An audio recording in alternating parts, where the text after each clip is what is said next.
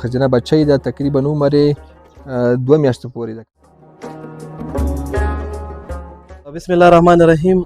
راغلی و د خوست ولایت مرکز د ماڼۍ کلي ته، په دغلته فارم کې د لر سپین غر مالدارۍ او زراعتي شرکت د فرانسوي کوپکس مومبیلیار تخمي ستنو څخه زیږېدلي بچي او همدارنګه هغه ښځې بچي چې په غواګانو تبدیلي شوي د هغوی د شودو په اړه او همدارنګه د کوم ښه خصوصیات لري دلته د مالدار د خولې همدارنګه مربوطه مسؤل ډاکټر څخه به هم د هغې په اړه معلومات راکړي. لر سپین غر شرکت نه ډېره مننه چې موږ ته ښه نسل ښه ستنې ته تکمیلوي. لر سپین غر شرکت تولید ښه ده.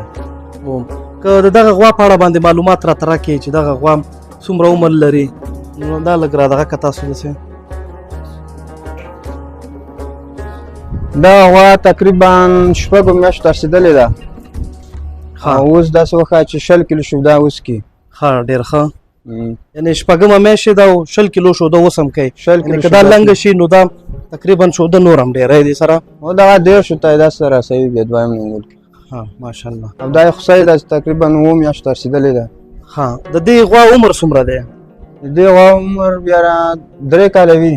ښه، 3 کاله. دا څومره دویم لنګونې دی چې ورته برابرېږي؟ او د 6 میاشتو بلار به ده. ښه، د 6 میاشتو بلار به ده، دویم لنګونې دی. د شودو تولید یې څومره دی؟ 20 کیلو دی. 20 کیلو ده په شوه روز کې، او د 6 میاشتو بلار به ده. او د 6 میاشتو بلار به ده او 20 کیلو.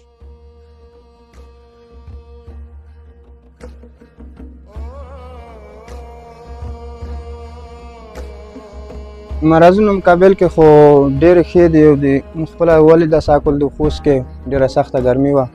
د ګرمۍ په وجه کې دوی ډېر ښه ورکوي، ښې وو. او ځینې نور نسلي غوره سره دي، هغه ګرمۍ وجې نه لږ ذره څه هغه کې شوده ډېره کموي، او دوی بیا ښې دي، شوده دومره د ګرمۍ نه کموي. او لږ اولو کې ښې دي، او ستنې چې ته ولګي او برګشت نه کوي. ښه، یعنې په اول ځل باندې چې دی چې غویمه شي چې الکا ورته وکړي بېرته نه راګرځي. او بېرته نه راګرځي، هغه یې ویسته نه سلاږي. او صحیح دی.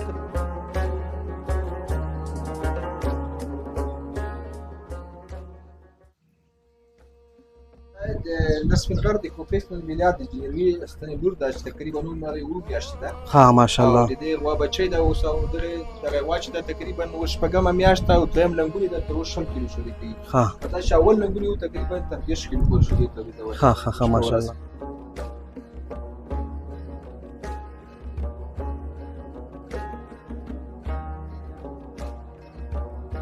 په څنګ کې د کوپکس مومبیلیار د شنه دا یو فګړه لري ډاکټر صاحب چې الکا ورته برګشت ډېر نه کوي، او د مرضونو د محیط او د ګرمایش او سړو په مقابل کې ډېر مقاومت لري نسبت د نورو غوښتي. اکثره ګرمي وخت کې ګرمي لري، او څنګه شودو تولید کمیږي، محصولات عموما کمیږي، او دغه هم په محیطي شرایطو کې مقاومت لوړ وي، او په څنګ کې لګولو کې ډېرې ښې دي.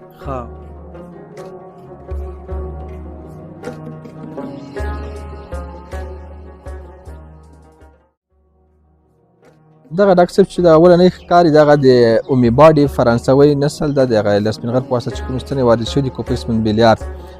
ښځینه بچی ده، تقریبا عمر یې 2 میاشتو پورې ده که نه. او دا د جرمني کالوین لور ده، تقریبا عمر یې 40 شپې ده که نه. او ماشاءالله 40 شپې. یعنې 40 شپو کې ماشاءالله ښه وزن یې اخیستی، همدارنګه د جسم نه او جسامت نه د رنګ نه ماشاءالله بیخي ښه ده.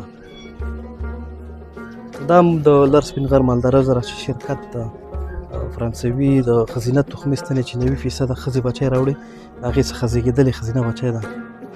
ماشاءالله د قد او اندام نه بیخي برابره ده.